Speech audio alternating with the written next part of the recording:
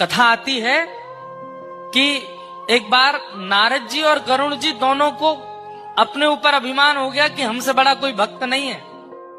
तो ठाकुर जी ने आज्ञा की कि चलिए एक काम कीजिए। बोले क्या? श्वेत द्वीप घूम के आओ। 7 द्वीप है ना, हम लोग जिस द्वीप में रहते हैं उसको जम्बू द्वीप कहते हैं, ऐसे एक श्वेत द्वीप है। श्वेत द्वीप जाओ और वहां के भक्तों का दर्शन करके आओ। तो श्वेत द्वीप जब नारद जी और गरुड़ जी पहुंचे तो वहां इन्होंने क्या देखा? राधा वल्लभ लाल जी मंदिर में विराजमान हैं, देवादिदेव महादेव सुंदर आरती उतार रहे हैं, घंटे घड़ियाल बजा रहे हैं।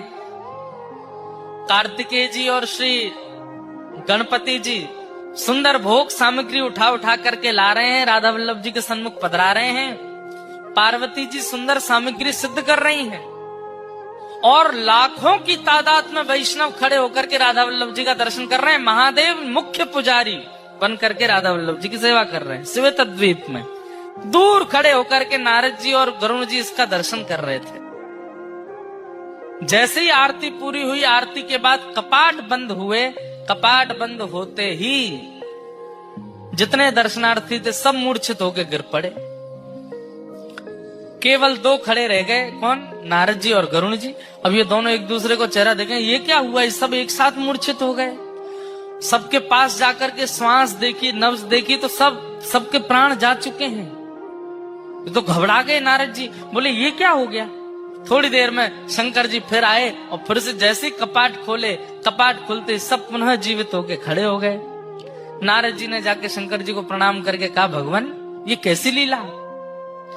बोले भैया, किसी के प्राण अन्न में बसते हैं, किसी के धन में बसते हैं, किसी की वायु में बसते हैं, किसी के जल में बसते हैं। श्वेत द्वीप के दर्शनार्थियों के प्राण राधा वल्लभ जी में बसते हैं। जब राधा वल्लभ जी सामने होते हैं तो ये जीवित रहते हैं, और जैसे ही राधा वल्लभ जी के दर्शन अनवसर होते हैं इनके प्राण निकल जाते हैं। तब नारद जी का अभिमान भंग हुआ कि मैं भक्त हूं। भैया, ठाकुर जी को देखे बगैर मैं तो खूब जीवित रह लेता हूं, मैं कैसा भक्त? भक्त तो ये हैं जो ठाकुर जी को देखे बिना एक क्षण रह ही नहीं पाते, जीवित ही नहीं रहते।